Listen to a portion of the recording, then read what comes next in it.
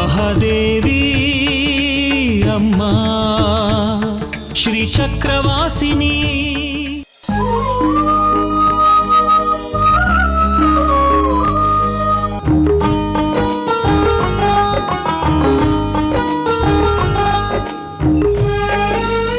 ಶ್ರೀಚಕ್ರ ಸ್ವರೂಪಿ ಮಗುವನ್ನು ಪಡ್ಕೊಳ್ಳೋದಕ್ಕೆ ಅಡ್ಡದಾರಿ ಹಿಡಿಲೇಬೇಕಾಗುತ್ತೆ.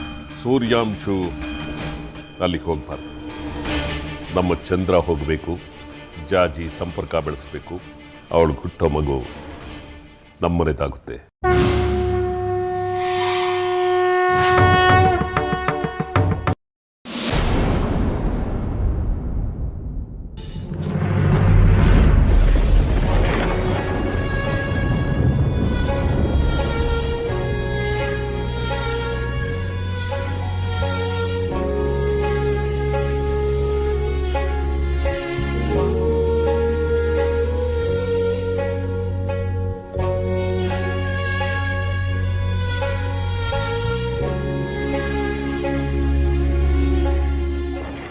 ಚೆನ್ನಾಗಿರಿ ಮಕ್ಕಳ. ಈ ಅಸಹಾಯಕ ತಂದೆ ಇದಕ್ಕಿಂತ ಹೆಚ್ಚಿನೇನು ಮಾಡಲಾರ. ಸಾಧ್ಯ ಆದರೆ ಕ್ಷಮಿಸ್ಬಿಡಿ.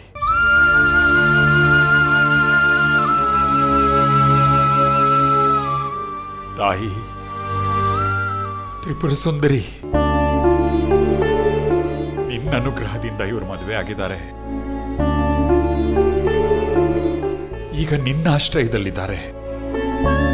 ನಿನ್ನ ಮಕ್ಕಳನ್ನ ನೀನೇ ಕಾಪಾಡು ತಾಯಿ.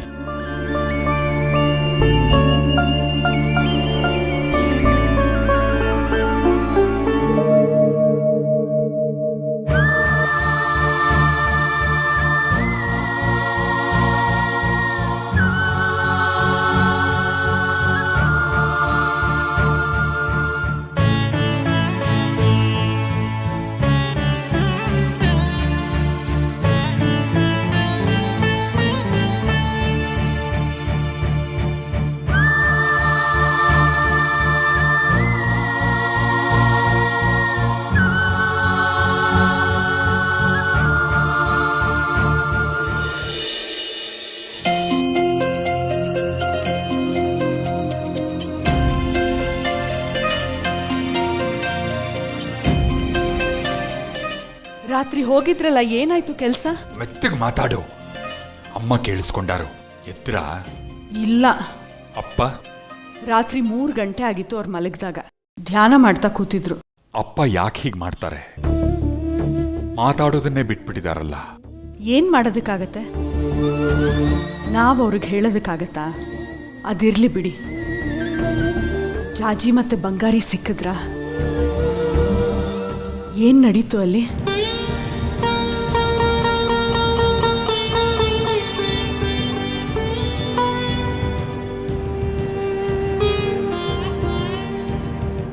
ಯಾಕ್ರಿ ಸುಮ್ಮನಾದ್ರಿ? ಮಾತಾಡಿ. ಅದಕ್ಕೇನು ಅವಸರ?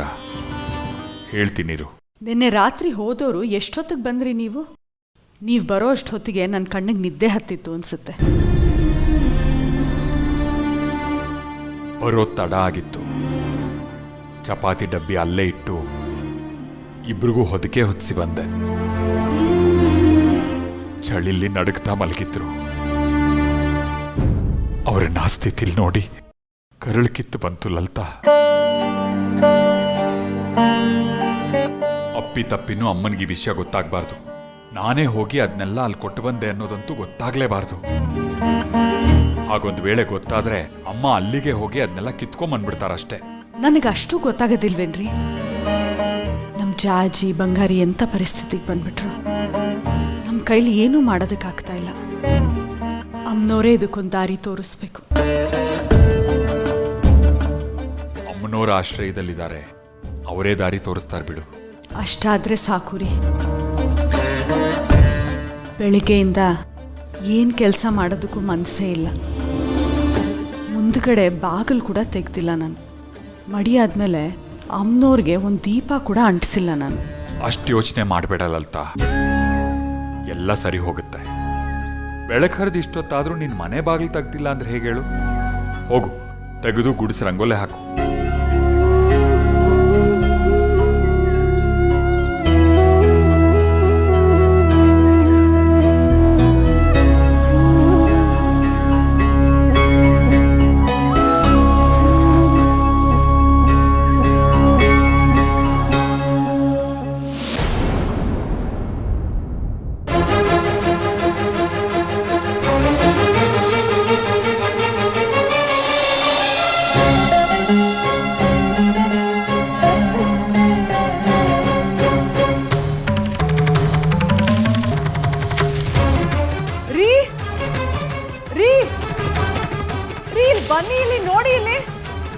ಲಲಿತಾ.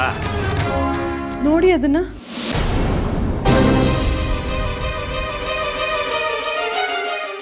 ನಾನ್ ನಿನ್ನೆ ತಗೊಂಡು ಹೋಗಿದ್ದ ಊಟದ ಡಬ್ಬಿ, ಬಟ್ಟೆಗಳು, ಕಂಬಳಿಗಳು ಇದನ್ನೆಲ್ಲ ಯಾರು ತಂದಿಟ್ರಿಲ್ಲಿ? ಜಾಜಿನೇ ಏನಾದ್ರೂ ತಂದಿಟ್ಬಿಟ್ಟು ಹೋದ್ಲಾ? ಜಾಜಿನ ಅವಳು ಯಾಕೆ ತಂದಿಟ್ಟು ಹೋಗ್ತಾಳೆ?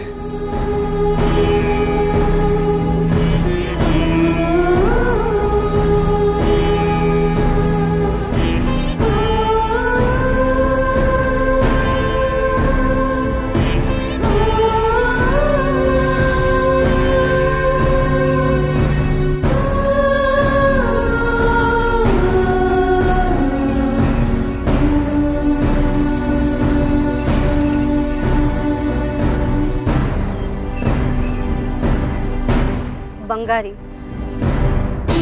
ನಿನ್ನೆ ಅಪ್ಪ ಕೊಟ್ಟಿದ್ದ ಊಟ, ಬಟ್ಟೆ, ಕಂಬಳಿನ ಯಾಕೆ ವಾಪಸ್ ಕೊಟ್ಟು ಬಂದೆ ಗೊತ್ತಾ? ಯಾಕೆ? ಯಾಕಂದ್ರೆ ಅದನ್ನ ಒಪ್ಕೊಂಡ್ರೆ ನಿನಗೆ ಅವಮಾನ ಆಗಲ್ವಾ? ನಾಳೆ ಜನ ತಲೆಗೊಂದು ಮಾತಾಡಲ್ವಾ? ಮದುವೆ ಮಾಡ್ಕೊಂಡು ಬಂಗಾರಿಗೆ ಹೆಂಡ್ತಿನ ಸಾಕೋ ಯೋಗ್ಯತೆ ಇಲ್ಲ ಅಂತ. ಮಾವ ಶೇಖರಿ ಇದ್ದಿದ್ದಕ್ಕೆ ಬದುಕೊಂಡ, ಇಲ್ಲಾಂದ್ರೆ ಯಾವತ್ತೋ ಬೀದಿ ಪಾಲಾಗಿರ್ತಿದ್ದ ಅಂತೆಲ್ಲ ಮಾತಾಡಬಾರ್ದಲ್ವಾ? ಅದಕ್ಕೆ ಅದನ್ನೆಲ್ಲ ವಾಪಸ್ ಇಟ್ಟು ಬಂದೆ.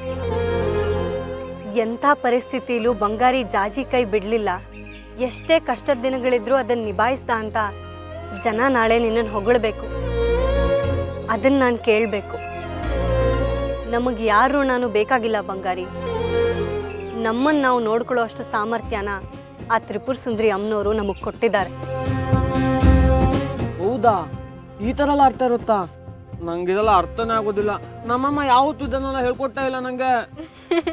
ಯಾಕೆ ನಿಮ್ಮಮ್ಮ ಏನೂ ಹೇಳ್ಕೊಟ್ಟಿಲ್ಲ ಅಂದ್ರೆ? ಡ್ರಾಮಾ. ಏ ಜಾಜಿ ನಿಂತ್ಕೊಳ್ಳೆ. ಜಾಜಿ ನಿಂತ್ಕೊಳ್ಳೆ. ಯಾಕೆ ನಗ್ತಿದ್ಯಾ? ನನ್ನ ಮುಖದಲ್ಲಿ ಏನು ಕೋತಿ ಕುಣಿತಿದ್ಯಾ? ನಿನ್ನ ಮುಖದಲ್ಲಿ ಕೋತಿ ಯಾಕೋ ಕುಣಿಬೇಕು? ನೀನೇ ದೊಡ್ಡ ಕೋತಿ. ಹೋಗ, ಏನೇನು ಹೇಳ್ತೀಯ ನೀನು? ಮತ್ತೆ ಅದನ್ನೆಲ್ಲ ಅಮ್ಮ ಹೇಳ್ಕೊಟ್ಟಿಲ್ಲ ಅಂತೆಲ್ಲ, ನಿನಗ್ ಬುದ್ಧಿ ಇಲ್ವೇನೋ? ಎಲ್ಲಾನು ಅಮ್ಮನೇ ಹೇಳ್ಕೊಡೋದಕ್ಕಾಗಲ್ವೋ? ಒಂದಿಷ್ಟು ನೀನೇ ಕಲ್ತ್ಕೊಳ್ಬೇಕಾದ ವಿಷಯಗಳಿರುತ್ತೆ, ಅದನ್ನೆಲ್ಲ ನೀನೇ ಕಲ್ತ್ಕೋಬೇಕಾಗತ್ತೆ. ಎಷ್ಟು ದೊಡ್ಡವನಾಗಿದ್ಯಾ, ಇನ್ನೂ ಚಿಕ್ಕ ಮಕ್ಳ ತರ ಆಡ್ತೀಯಲ್ಲೋ. ಹೌದಾ? ಸರಿ, ಹಾಗಿದ್ರೆ ದೊಡ್ಡ ಹುಡುಗನಾಗಿ ಆಗಿರೋದು ಅಂತ ನೀನೇ ಹೇಳ್ಕೊಡು.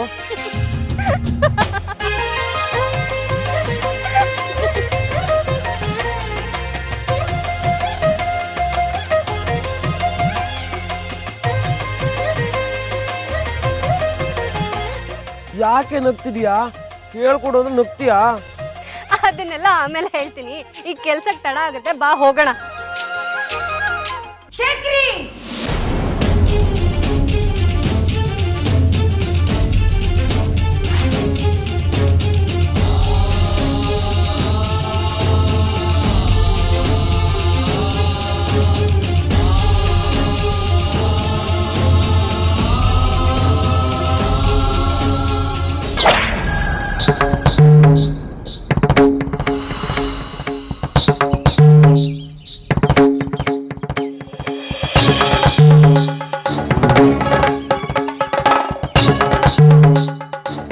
ನಾನು ಹೇಳಿದ ವಿಚಾರದ ಬಗ್ಗೆ ಏನು ಯೋಚನೆ ಮಾಡಿದೆ? ಯಾವ ವಿಚಾರ? ಜಾಜಿ ಜೊತೆ ಸಂಪರ್ಕ ಸಾಧಿಸೋ ವಿಚಾರ. ನೀವು ನನಗೆ ಏನಾಗಬೇಕು?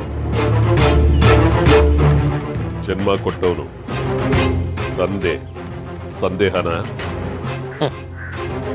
ಎದೆ ಹತ್ರಕ್ಕೆ ಬೆಳೆದು ನಿಂತಿರೋ ಮಗನ ಹತ್ರ ಮಾತಾಡೋ ಮಾತಾಯ್ತು. ಚಂದ್ರ ಚಂದ್ರ, ನನ್ನ ಯಾಕೆ ನೀನು ಅರ್ಥ ಮಾಡ್ಕೊಳ್ತಾ ಇಲ್ಲ?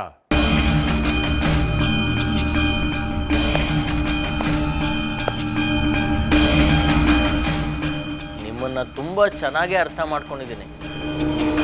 ನಿಜವಾದ ತಂದೆ ಆದವನು ಮಗನಿಗೆ ಈ ವಯಸ್ಸಲ್ಲಿ ಏನು ಮಾಡ್ತಾನೆ ಹೇಳಿ? ಒಬ್ಬ ಯೋಗ್ಯ ಹೆಣ್ಣನ್ನು ಹುಡುಕಿ ಮದುವೆ ಮಾಡಿ ವಂಶ ಬೆಳೆಸು ಅಂತ ಹೇಳ್ತಾನೆ.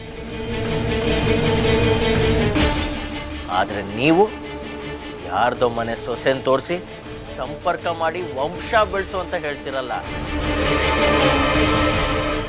ಬಹುಶಃ ಭೂಮಿ ಮೇಲೆ ಹೀಗೆ ಹೇಳೋ ಮೊದಲನೇ ಗಂಡುಗಲಿ ತಂದೆ ನೀವೇ ಇರಬೇಕು.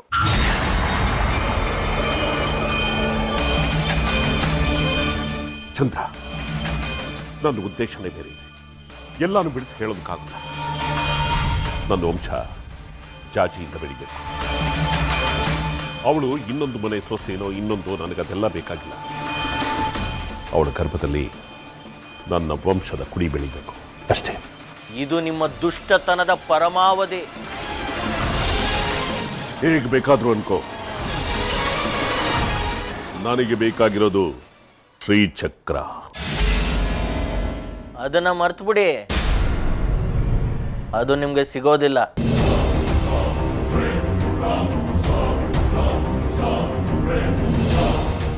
ಇನ್ಯಾವುದೋ ಮನೆಯ ಸೊಸೆಗೆ ನಾನ್ ಗರ್ಭ ನೀಡಿ ಅವಳು ಗರ್ಭವತಿ ಆದ್ರೆ ಅವ್ರ ಮನೆ ಸಂತಾನ ಬೆಳೆಯತ್ತೆ ಹೊರತು ನಿಮ್ದಲ್ಲ.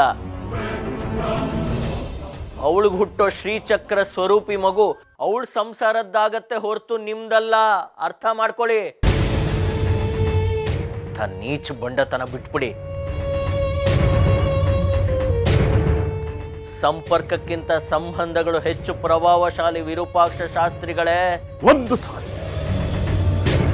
ಒಂದು ಸಾರಿ ಸಂಪರ್ಕ ಬೆಳೆದ್ಬಿಡಿ, ಆಮೇಲೆ ಸಂಬಂಧಗಳನ್ನ ಬೆಳೆಸೋದು ಹೇಗೆ ಅಂತ ನನಗೆ ಚೆನ್ನಾಗಿ ಗೊತ್ತು. ನಾಚಿಕೆ ಆಗಲ್ವಾ ನಿಮ್ ಜನ್ಮಕ್ಕೆ?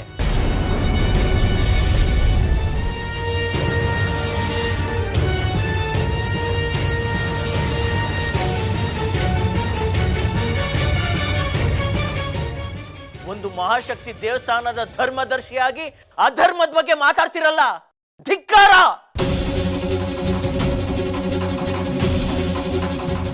ಧಿಕ್ಕಾರ ನಿಮ್ಮ ಈ ಸ್ವಾರ್ಥ ಸಾಧನೆಯ ಸಂಚಿಗೆ. ನೋಡ್ದ್ಯಾ ವೈಜಯಂತಿ ಇವನ್ನ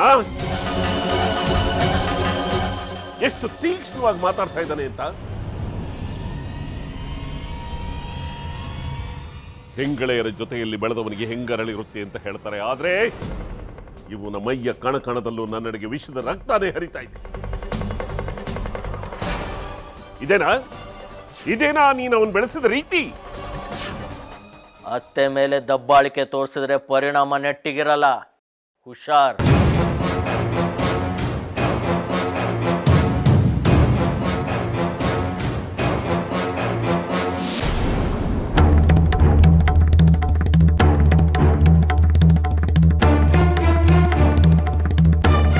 ಅಮ್ಮ ಅಮ್ಮ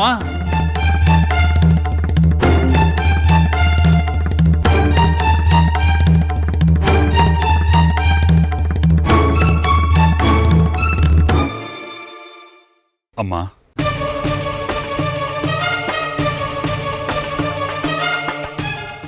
ಏನು ಅದು? ಅದು ಏನ್ ಅದು ಇದು ಅಂತ ನನಗೇನ್ ಗೊತ್ತಾಗಲ್ಲ ಅನ್ಕೊಂಡ್ಯಾ? ನಾನೆಷ್ಟು ಬೇಡ ಬೇಡ ಆದ್ರೂ ಆ ಜಾಜಿ ಬಂಗಾರಿಗೆ ಅದನ್ನೆಲ್ಲ ಬೇರೆ ಕೊಟ್ಟು ಬಂದಿದ್ಯಾ? ಅವಳೀಗ ಬೇಡ ಅಂತ ವಾಪಸ್ ತಂದಿಟ್ಟಿದ್ದಾಳೆ. ಆಯ್ತಾ? ಈ ತಾಯಿ ಮಾತಿಗೆ ಸ್ವಲ್ಪ ಏನಾದ್ರೂ ಬೆಲೆ ಬೇಡವೇನೋ? ಏನೇ ಲಲಿತಾ, ಇದೆಲ್ಲ ನಿಂದೆನ ಕುಮ್ಮಕ್ಕು? ಇವನ್ ಹೋಗಿರೋದಿಲ್ಲ, ನೀನೇ ಅದನ್ನೆಲ್ಲ ಕೊಟ್ಟು ಕಳ್ಸಿರ್ತೀಯ. ಹಿರಿಯರಿಗೆ ಗೌರವ ಕೊಡೋದನ್ನ ನೀನಂತೂ ಕಲ್ತಿಲ್ಲ, ನಿನ್ ಮಗಳಿಗೂ ಕಲ್ಸಿಲ್ಲ. ಅದಕ್ಕೆ ಅವಳು ಹಿರಿಯರ ಮಾತನ್ನ ನಿರ್ಲಕ್ಷ್ಯ ಮಾಡಿ ಬಂಗಾರಿ ಜೊತೆ ಓಡ್ ಹೋಗಿರೋದು. ಅದೇನೋ ಗಾದೆ ಇದೆಯಲ್ಲ, ತಾಯಂತೆ ಮಗಳು ನೂಲಂತೆ ಸೀರೆ ಅಂತ. ಹಾಗಾಯ್ತು.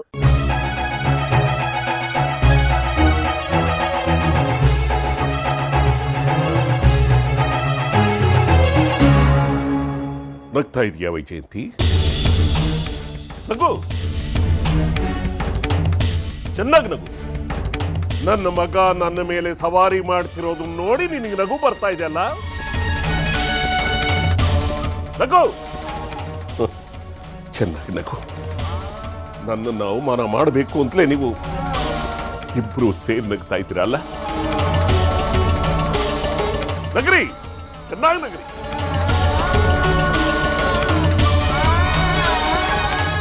ನಾವ್ಯಾಕೆ ನೀನು ಅವಮಾನ ಮಾಡಬೇಕು ವಿರೂಪಾಕ್ಷ? ನಿನ್ನ ಮಾನಕ್ಕೆ ಹಾನಿ ಮಾಡ್ಕೊಳ್ಳೋಕ್ಕೆ ನೀನೊಬ್ಬನೇ ಸಾಕು.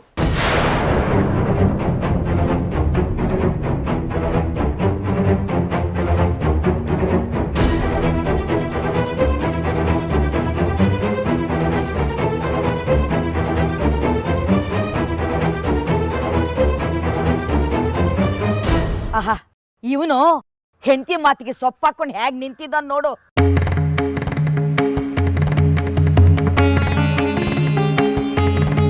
ಅಮ್ಮ ಸುಮ್ನೆ ಏನೇನೋ ಅನ್ಬೇಡಿ. ಮತ್ತಿನ್ನೇನೇ ಹೇಳ್ಬೇಕು?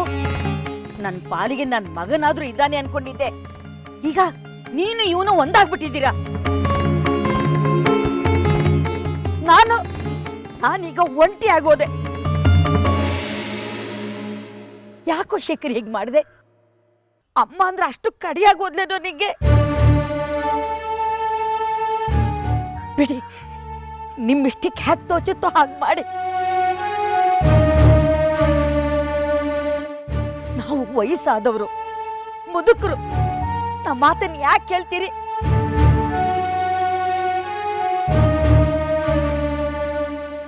ಇನ್ಯಾರಿದ್ದಾರೆ ನಮಗೆ? ಯಾರು ಇಲ್ಲ. ನೀನುಂಟು, ನಿನ್ನ ಹೆಂಡತಿ ಉಂಟು. ಇವಳು ಹೇಳ್ದಂಗೆ ಕೇಳ್ಕೊಂಡು ಮಾಡ್ಕೊಂಡು ಬಿದ್ದಿರು. ಈ ಮುದಿಯಮ್ಮ ಯಾಕೆ ಬೇಕು?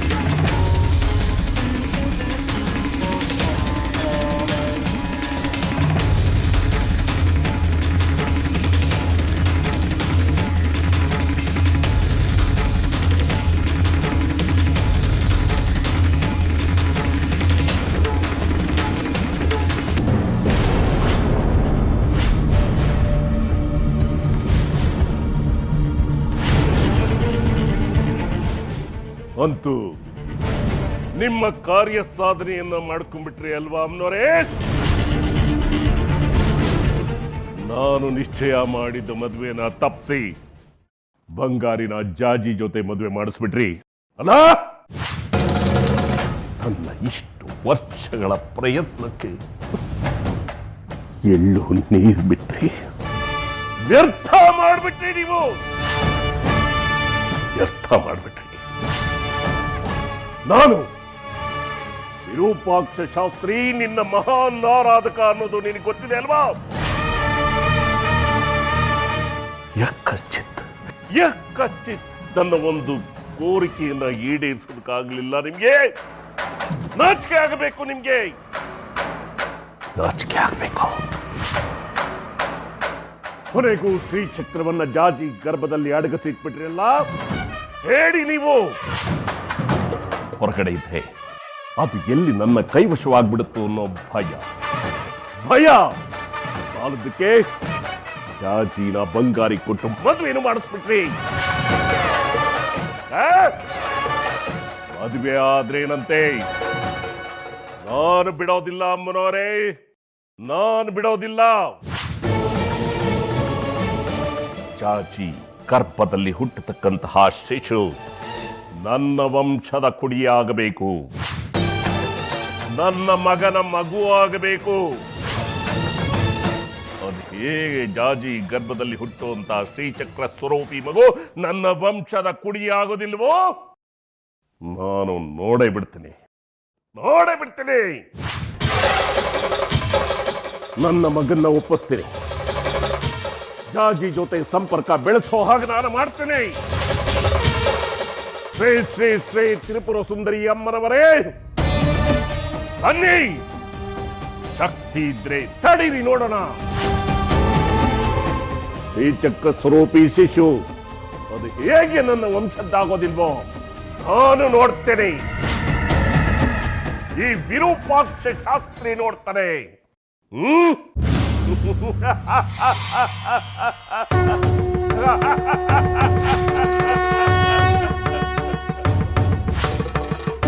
ಇದು ನನ್ನ ಸಭಾ.